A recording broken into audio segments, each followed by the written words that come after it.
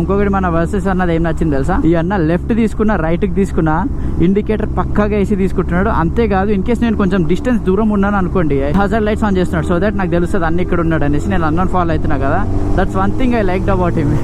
Like proper గా indications ఇచ్చి science ఇచ్చి మరి హీస్ రైడింగ్ బ్రో. ఇలా చాలా తక్కువ మంది కనిపిస్తారు మనకి యాక్చువల్లీ. అయితే అసలు నెక్స్ట్ లెవెల్. స్ట్రేట్ లైన్ ఉండే, నేను ఈ లైన్ లో ఉన్నా, అన్న ఇండికేటర్ ఇచ్చి ఇటు వచ్చేసి ఎల్లు అని చెప్తుండు, స్పీడ్గా కొట్టుకో మళ్ళీ బ్రేక్ వేసుకో అని. దాని తర్వాత ఇన్ కేస్ ముందు ఏదైనా లారీ ఏమో వచ్చినా కూడా వెంటనే బ్రేక్ వేసి అప్పుడు హజార్డ్ వేస్తున్నాడు. ఇన్ కేస్ ఏదైనా జంక్షన్ వస్తే హజార్డ్ వేస్తున్నాడు. సో హజార్డ్ అన్న హజార్డ్ వేసినట్టే దాని అర్థం ముందు ఏదో ఉంది, slow down. I love it bro. ఇలాంటి రైడర్ ఒక్కడు ప్రతి ఒక్క గ్రూప్ లో ఉండాలి, ప్రతి రైడ్ లో ఉండాలి. You guys will be safe, you guys will enjoy. అగో బస్ సీట్ వస్తుందని చెప్పేసి హజార్డ్ చేసిండు, కామ్ డౌన్ అని. I love this guy bro. ఇచ్చి పడేస్తాడు అన్న.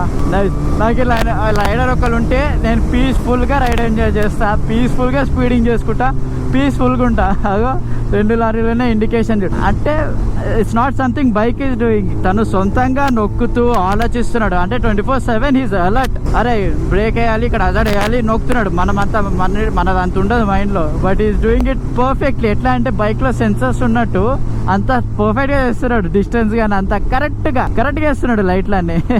Crazy bro, crazy. Huge respect for సమ్మన్ లైక్ దిస్.